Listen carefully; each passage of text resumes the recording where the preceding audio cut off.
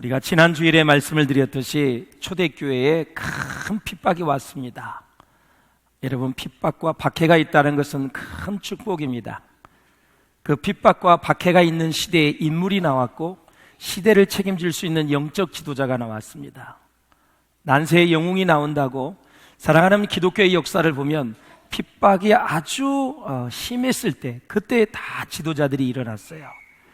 가장 부패했을 때도 지도자들이 일어났습니다. 우리 바울교회 성도들이 핍박과 박해를 많이 받을 수 있기를 주의 이름으로 축복합니다. 그래, 왜 그러냐? 제대로 신앙생활하고 있다는 거죠. 제대로 말씀대로 살고 있으면 핍박과 박해를 받을 수밖에 없습니다. 적당히 타협하면 얼마든지 여러분 세상에 편하게 살 수 있습니다. 그러나 어디를 가나 무엇을 하든지 나는 크리스찬이다, 하나님의 자녀다, 그래서 세상의 가치관을 거부하고 정말 믿음으로 살려는 결단이 있으면 어려움과 핍박과 박해가 있어요. 그 안에서도 여러분 끝까지 견디는 자는 구원을 얻으리라 말씀하셨으니 여러분 박해를, 핍박을 여러분 정말 달게 받을 수 있기를 주님의 이름으로 축원을 드립니다. 자, 헤롯 아그리파 1세에 의해서 야고보가 순교를 당했습니다. 스데반이 평신도 사역자의 첫 순교자라면 야고보는 사도 중에 첫 순교자가 되었습니다. 웬일일까요? 야고보가 칼에 죽었는데도 유대인들은 너무너무 기뻐해요. 이웃집 사람이 죽어도, 나와 관계없는 사람이 죽어도 슬퍼하고 괴로워하고 어쩌면 좋아, 어떡하지, 참 힘들겠다, 이런 마음을 갖는데 야고보가 칼로 헤롯에 의해 죽임을 당하다 유대인들은 막 좋아해요.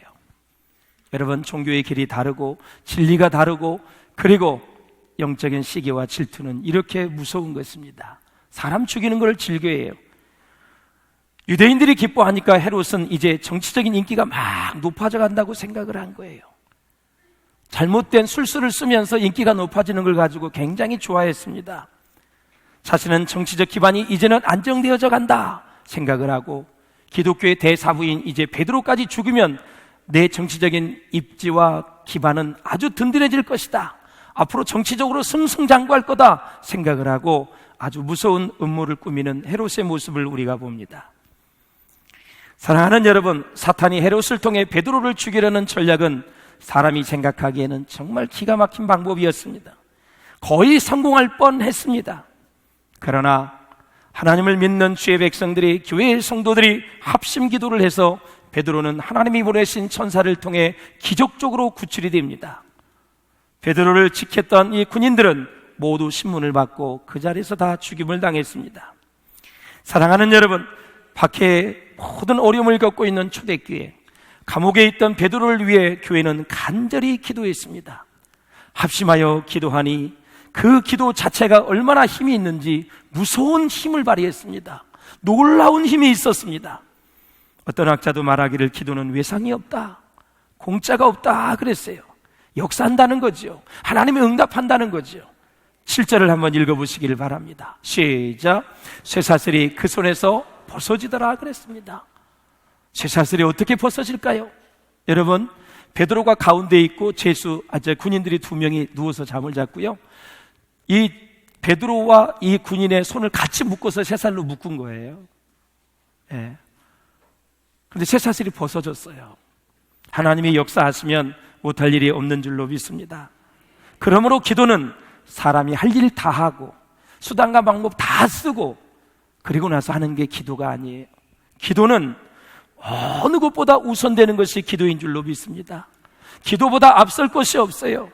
베드로는 3번씩 옥에 갇혔지만 하나님이 보내신 천사의 도움으로 추록을 하게 됩니다. 추록을 할 때 헤롯의 반응을 보십시오. 얼마나 영적으로 어두웠는지 계속해서 이 추록 사건, 이 베드로가 나온 이 사건을 가지고 사람이 꾸민 일로 생각을 하는 거예요. 우리가 사도행전을 보지만 베드로의 구출 사건을 보면은 다 하나님이 하신 일이에요. 그런데 이 헤롯은 아무것도 몰라요. 그리고 나서 베드로가 없어지니까 사람에게서 원인을 찾으려고 그래요. 얼마나 영이 어두운지 모르지요. 그래서 군인들에게서 원인을 찾고 군인들을 처형을 하지요. 얼마나 어리석은지 모르겠습니다. 이렇게 영적인 눈이 열리지 않고 흑암 가운데 있게 되면 잘못된 판단을 하게 되고 사람을 괴롭히고 그리고 죽이는 것입니다. 헤롯은 이렇게 생각했을 것입니다. 아마 이 군사들이 기독교인들에게 매수를 당할 것이다. 아마 뇌물을 받았나? 그래서 베드로를 풀어준 것으로 오해하고 여러분 군인들을 죽였어요. 군인들이 무슨 죄가 있습니까, 여러분? 예, 자기 할 일 다 했잖아요. 무슨 죄가 있어요? 하나님이 천사들을 통해서 하시는 일을 무능하고 연약한 인간들이 어떻게 막을 수가 있겠습니까? 하나님이 하시는 일을 인간이 어떻게 막을 수가 있어요?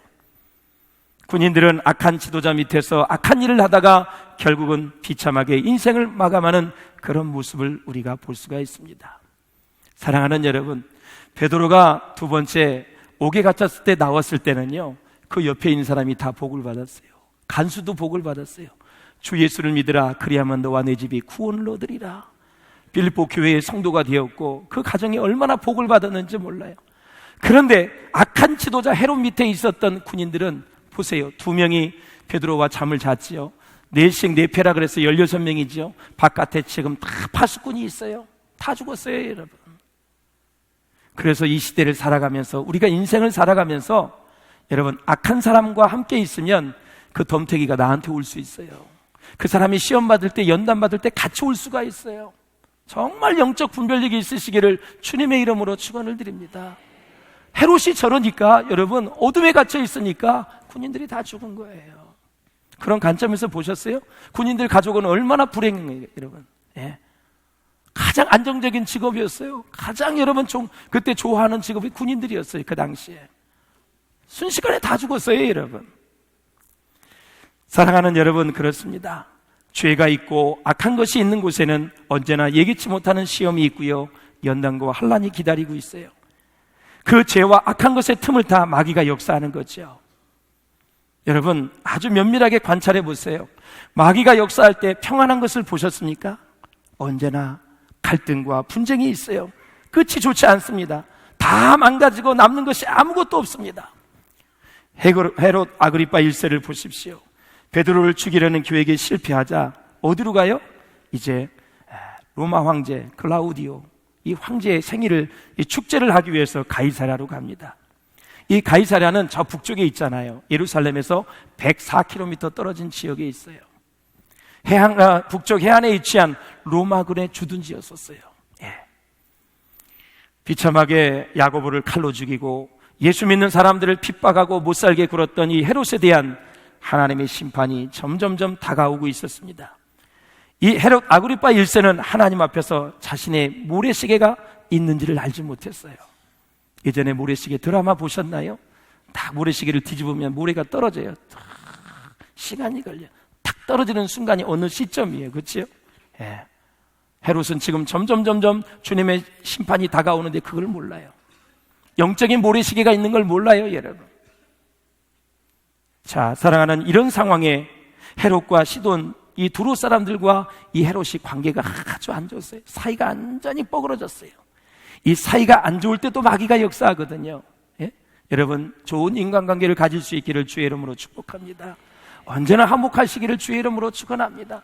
가정에서도요, 계속 관계가 뻐그러지면 그때 마귀가 틈을 타고 들어오는 거예요. 예, 고부간에도 그렇죠, 여러분. 직장에서도 마찬가지예요. 교회에서도 마찬가지예요. 어느 곳에 있든지 사이가 벌어지면 마귀가 역사해요. 20절 보세요. 20절 시작. 헤롯이 두로와 시돈 사람들을 대단히 노여워하니 그들의 지방의 왕국에서 나는 양식을 먹는 까닭에 한마음으로 그에게 나와 왕의 침소 맡은 신하 블라스도를 설득하여 화목하기를 청한지라 그랬습니다. 자, 두로와 시돈은 항구 도시잖아요. 농사를 안 지어요. 그냥 먹을 게 없는 거예요. 어디서 여러분 먹을 것을 공급받았냐면 유대 지방에서 먹을 것을 공급받았어요. 당시에 헤롯이 분봉왕이기 때문에 탁 양식을 차단시켜버렸어요. 목구멍이 포도청이라고 다 먹고 살아야 되는데 다 굶주린 거예요. 궁핍한 거예요. 그러니까 이 헤롯 왕의 비서실장이 아마 블라스도였나 보지요. 그걸 찾아가서 빌빌빌 피는 거예요. 제발 헤롯 왕의 좀 마음을 설득시켜서, 그 당시에 식량이 뭐냐면 갈릴리산 옥수수였었어요. 그 옥수수 좀 보내달라고 빌붙어가지고 그냥 빌빌빌 빌면서 부탁을 한 거예요. 예. 그래서 사랑하는 여러분, 이렇게 어려움을 당하자 이 헤롯을 축혀 세울 수밖에 없는 그런 상황이었어요. 세상은 그렇습니다. 언제나 힘이 없고 궁핍하고 세력이 약하면 가난하고 없는 자가 머리를 숙이게 되어 있습니다. 이런 일련의 모습을 다 하나님께서 지금 보고 계셔요. 헤롯이 어떻게 하는지, 시돈과 두런 사람이 어떤지. 이렇게 나오니 헤롯은 기고만장한 거예요. 예? 식량에 다 목숨줄을 갖고 있지요. 그러니까 뭐 기고만장해요. 기세등등했어요. 이렇게 못된 짓을 하고 악을 행한 이 헤롯이 자기는 점점 높아지는 것 같고, 유대인들이 막 야고보를 죽이니까 좋아하고 모든 것이 잘 되어가고 있는 것 같지만 그냥 하나님께서 내버려 두셨어요. 여러분, 로마서에 보면 하나님이 내버려 두실 때가 세 가지가 있어요. 마음의 정욕대로 계속 살면 내버려 둬요. 부끄러운 욕심에 사로잡혀 있으면 그냥 내버려 둬요. 마음에 하나님 두기를 싫어하면 그 상실한 마음 그대로 내버려 두는 거예요. 저주 중에 제일 무서운 저주가 그냥 관심 없는 거예요, 하나님. 여러분, 사람은 하나님을 떠나면 그냥 죽게 돼 있어요. 멸망하게 되어 있어요. 왜? 죄인이기 때문에. 죄인은 죄 짓고 사는 거예요. 죄를 지어서 죄인이 아니에요. 죄인이기 때문에 죄를 짓는 거예요. 그러니까 죄인은 그냥 놔두면 죽는 거예요. 멸망하는 거예요. 그래서 부끄러운 그 욕심에 그대로 놔둬버려요. 그래서 로마서 2장 9절에 보면 악을 행하는 각 사람의 영에게 환난과 곤고가 있으니 그랬습니다. 반면에 로마서 2장 10절에 보면 선을 행하는 각 사람에게는 영광과 존귀와 평강이 있으리니 그랬습니다. 그 은혜가 있기를 주님의 이름으로 축원을 드립니다. 그래서 그냥 이 헤롯을 내버려 둔 거예요. 왜 그러면 그냥 내버려 두실까? 나중에 심판하시기 위해서 그렇습니다. 그러므로 사랑하는 여러분, 우리가 죄를 짓고 우리 모두가 잘못했을 때 하나님이 징계하시고 채찍을 할 때 하나님께 감사할 수 있기를 주의 이름으로 축원합니다. 왜 그럴까요, 여러분? 하나님은 저와 여러분에게 관심이 있어요. 우리를 사랑하세요. 우리가 복받기를 원하세요. 우리가 잘 되기를 원하세요. 우리가 형통하여 평안하게 살기를 원하세요. 그렇기 때문에 잘못된 것을 다 고쳐서 모든 죄를 회개하게 해서 우리로 하여금 복을 받게 하려고 하나님이 때로는 징계를 주시기도 해요. 자, 성경에 보면 헤롯이 4명이 등장합니다. 자, 첫째 헤롯이 누구예요? 아기 예수가 탄생할 때 2세 이하를 다 죽이라 그랬어요. 그렇게 바로 헤롯 1세대라 그래요. 그의 아들이 누구냐? 세례 요한의 목을 뱉던 왕이 있어요. 헤롯 안티파스입니다. 그럼 세 번째는 누구냐? 오늘 본문에 나오는 1대 헤롯의 손자 헤롯 아그리파 1세입니다. 네 번째 헤롯이 누구냐? 바울이 여러분 복음을 전할 때 헤롯 아그리파 2세 앞에서 복음을 전증했어요. 전도를 했어요. 그래서 헤롯은 4대 때 지금 유대 분봉왕으로 손자까지 계속 내려가서 지금 유대 분봉왕을 하는 거예요. 자, 그렇다면 왜 제가 지금 헤롯 얘기를 할까요? 그렇다면 헤롯은 누구의 후손일까요? 에서의 후손입니다, 여러분. 자, 이삭에게는 두 아들이 있었잖아요. 두 아들이. 예, 누구일까요, 여러분? 야곱과 예서지요. 예. 팥죽 한 그릇으로 장자권을 빼앗는 야곱의 모습을 우리가 잘 보고 있어요. 자, 어떻게 보면 야곱은 참 야비하고 아주 치사한 인간입니다. 사냥을 갔다가 돌아온 자기 형이 막 배가 고파해요. 야, 팥죽 한 좀 달라. 그러면 형이 오면은 그냥 형 얼마나 배고파? 오늘 뭐 사냥 잘했어? 많이 잡았어? 그러면서 팥죽을 주면 될 텐데 꼭 거기서 장작간을 가지고 딜을 합니다. 협상을 해요. 사람이 순수하게 만나지 않고 자꾸 딜을 하려고 하는 사람은 조심하셔야 돼요. 협상을 하려고 조건을 따진 사람은 조심하셔야 돼요. 창세기 25장 34절을 보세요. 시작. 에서가 장자의 명분을 가볍게 여김이었더라. 명분을 가볍게 여겼어요? 무겁게 여겼어요? 그런데요, 이것을 히브리 원문에 보면 이렇게 돼 있어요. 시작. 에서가 영혼을 경홀히 여겼더라. 영혼을 경홀히 여겼더라. 에서는 영적 문제를 아주 가볍게 생각한 거예요. 그래서 영혼을 파는 거예요. 장자권을 팔아버린 거예요. 사랑하는 여러분, 영적인 의미를 가볍게 여긴 예서. 그 예서의 후손이 누구냐? 헤롯 왕조라는 거예요. 헤롯의 말로를 한번 보십시오. 23절 시작. 헤롯의 영광을 하나님께로 돌리지 아니하므로 주의 사자가 고치니 벌레에게 먹혀 죽으니라 그랬어요. 자, 헤롯의 죽음에 대해서 누가복음의 저자 누가와 유대인 역사가 요세푸스는 그런 말을 해요. 하나님 대신에 자기 자신에게 영광을 돌렸기 때문에 헤롯은 죽었다. 맞지요? 그러면서 이렇게 묘사를 합니다. 헤롯은 심한 통증이 있었다고 얘기해요. 그의 배에서 일어났다고 얘기해요. 통증이 얼마나 심했는지 격심해져서 그는 그의 왕궁으로 옮겨졌지만 거기서 닷새 후에 죽었다는 거예요. 외경에 보면 헤롯의 죽음을 이렇게 묘사하고 있어요. 배에서 버러지가 우글거렸고 몸에서 심한 악취가 나서 모든 군인들이 코를 찔렀다, 이런 묘사를 하고 있어요. 그렇다면 사랑하는 여러분, 왜 하나님께서 헤롯 아그리파 1세를 벌레가 배를 파먹어서 죽게 하셨을까요? 그는 하나님 앞에서 벌레 정도밖에 가치가 없는 인간이기 때문에 그래요. 자, 바로를 보십시오. 출애굽할 당시에 군대를 보내서 바로를 치지 않았어요. 수많은 사람을 희생시키지 않고 하나님은 개구리 재앙, 이 재앙, 파리 같은 재앙으로 벌레를 보내셔서 이스라엘 백성들을 치리했어요. 단 한 사람도 죽이지 않고 여러분, 이 파리 재앙, 개구리 재앙을 통해서 그들을 다스렸다라는 거지요. 하나님은 항상 그래요. 손해보는 일을 하지 않으세요. 하나님께서는 정말 겸손하지 못하고 교만하고 목이 고다 뻣뻣한 사람을 싫어하세요. 교만한 자를 발로 거두어 차신다 그랬어요. 하나님은 교만한 자를 하찮게 생각하세요. 헤롯이 처음에는 핍박하고 박해하고 양식을 가지고 거들먹거렸지만 치열한 영적 전쟁은 결국 교회의 성도들의 기도를 통해서 승리하게 된 줄로 믿습니다. 그러므로 사랑하는 여러분, 저는 오늘 본문을 묵상하면서 또 결단하고 결심했어요. 우리 함께 주님의 일을 하는 우리 평신도로서, 주의 종으로서 하나님 앞에 헌신하시고 시간과 물질과 건강을 다 하나님 앞에 드리면서 교회를 섬기고 사람을 섬겼다면, 단 여러분 이만큼이라도 조금이라도 자랑하지 마시고 나같이 부족한 사람에게 재물과 시간과 건강의 축복을 주어서 헌신하도록 믿음을 주신 그 하나님께 모든 영광 올려드릴 수 있기를 주의 이름으로 축원합니다. 절대 조금이라도 교만하시면 안 돼요. 절대 교만의 영이 틈타면 나중에 계속해서 그 교만은 자라게 되어 있어요. 아주 싹을 싹 잘라버릴 수 있기를 주의 이름으로 축복합니다. 그래서 겸손한 사람에게 붙는 거예요. 겸손한 사람을 중심으로 하나님의 역사는 이루어진다라는 것입니다. 결국 모든 영적 전쟁은 처음에는 사단의 세력이 이길 것 같지만 나중에 결국은 하나님이 승리하신다라는 거예요. 보십시오. 사도행전 12장 24절 시작. 하나님의 말씀은 헤롯을 중심으로 해서 막 사람이 죽어가고 순교하고 그렇지만 여전히 하나님의 말씀은 흥왕하여 더하더라. 누가 하나님의 역사를 막을 수가 있겠습니까, 여러분? 처음에 헤롯은 교회 지도자들을 체포하고 핍박하면서 미친 듯이 날뛰었습니다. 그러나 끝부분에 가보십시오. 자신이 병들어 죽었고요, 12장에 보면 야고보는 칼에 맞아 죽고 베드로는 도저히 나올 수 없는 감옥에 갇혔고 헤롯은 대승리를 하는 모습으로 묘사되었지만 마지막 12장에 보십시오.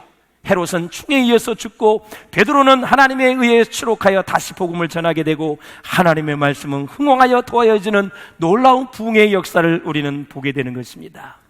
이처럼 하나님의 능력은 절대적인 인간의 잘못된 계획을 완전히 뒤엎으시고 그 대신에 당신의 계획을 거룩한 사람들, 준비된 사람을 통해서 하나씩 하나씩 성취해 가시는 분이 전능하신 하나님이신 것입니다. 그 하나님의 계획이 성취되는데 저와 여러분이 거룩한 도구로 쓰임받을 수 있기를 주님의 이름으로 축원을 드립니다. 악한 헤롯 왕은 잠시 교회를 억압하고 복음의 전파를 방해했지만, 여러분 자랑하고 교만했지만 결코 오래 지속되지 못했다라는 것입니다. 결국 그는 수치를 당하고 역사 속에서 자취를 감추고 이슬처럼 사라지는 그런 모습을 보게 됩니다. 그러나 보십시오. 이제 어둠의 세력이 다 잠잠해지고 이제 희망의 사도행전 13장 오늘 본문을 맞이하게 됩니다. 이제 예루살렘 중심의 사역을 뒤로 하고 이방인을 향한 본격적인 선교를 위해서 안디옥 교회로부터 최초의 선교사가 파송이 됩니다. 사실 사도행전 1장에서 12장까지는 베드로를 중심의 사역이고요, 13장 이후부터는 바울과 바나바의 중심으로 다 사역이 이루어져요. 그러나 우리가 꼭 먼저 알아야 될 것은 세계의 선교는 하나님이 하신다, 세계의 선교는 성령님이 하신다라는 사실이에요. 한번 읽어보실까요? 시작. 선교의 주체는 인간이 아니라 성령님이십니다. 지난주에 우리 청년들이 돌아왔어요. 오늘 밤에 새벽 1시에는 우리 의료선교팀이 최초로 이제 의료선교를 가고 새벽 2시에는 중고등부와 영어예배부가 선교를 떠납니다. 선교는 인간이 하는 것이 아니라 선교의 주체는 성령 하나님이 하시는데 우리가 그저 조금 도울 뿐입니다. 할렐루야. 안디옥 교회를 보십시오. 5명의 영적 지도자가 소개되고 있습니다. 이 사람들의 임무가 있습니다. 제사장의 역할, 예배와 제사를 잘 드릴 수 있도록, 선지자의 역할, 말씀을 잘 선포할 수 있도록, 가르침을 잘했어요. 교사의 역할을 잘 감당했다라는 거예요. 이 3가지 예배와 말씀 선포와 가르침이 잘 되어지면 그 교회는 건강한 거예요. 시작. 안디옥 교회의 선지자들과 교사들이 있으니 그 바나바와 니그레라 하는 시므온과 구레네 사람 루기오와 분봉왕 헤롯의 젖동생 마나엔과 및 사울이라. 자, 안디옥 교회 여러분 지도자를 보세요. 바울과 바나바는 아시죠? 시므온, 구레네 사람 루기오, 그리고 분봉왕 헤롯의 젖동생 마나엔. 헤롯과 같이 유모의 젖을 먹은 거, 그래서 굉장히 권력이 높은 사람으로 보고 있어요. 이렇게 참 권력이 높아도 은혜 받는 사람이 있어요. 구원받는 사람이 있어요. 이런 은혜가 있기를 주의 이름으로 축원합니다. 그러므로 교회는 반드시 성령의 도우심을 받아야 선교의 역사를 이루어갈 수 있다. 그런데 그 성령의 역사는 누가 많이 경험할 수 있느냐? 기도하는 사람이 경험하면 나갈 수 있다라는 거예요. 그래서 파송한다는 단어를 보니까 놔줘라 라는 뜻이 있어요. 바울과 바나바가 지금 거의 담임 목사의 역할을 감당하고 있는데 그들의 책임과 의무를 놔주고 내려놓게 하고 다 내려놓게 하고 다른 곳으로 보내라 라는 뜻이에요.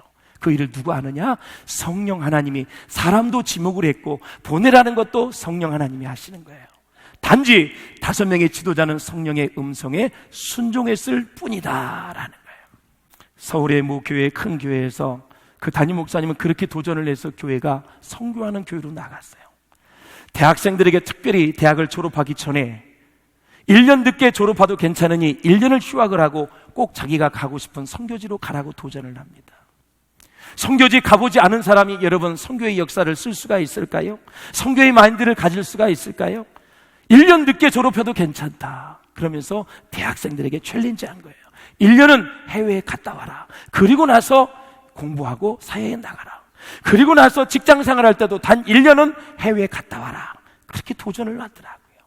그래서 해외에 갔던 그 사람들이 나중에 다 자비랑 선교사로 나가고 그 교회가 선교하는 교회로 우뚝 서게 되어 있다라는 사실이에요.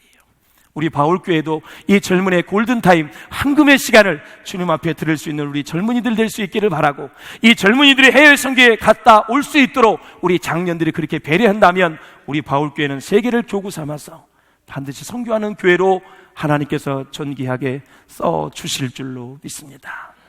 이래저래 가는 인생, 흐르는 물을 누가 막을 수 있고 세월을 누가 막을 수 있을까요? 여러분의 인생 가운데 이러한 선교의 역사를 쓸 수 있는 그런 시간들이 있으시기를 주의 이름으로 축원합니다. 선교사로 가든지 보내든지 이 둘 중에 하나를 우리가 잘 하셔서 정말 선교의 역사에 이정표를 남기는 우리 바울교회가 될 수 있기를 주의 이름으로 축원합니다.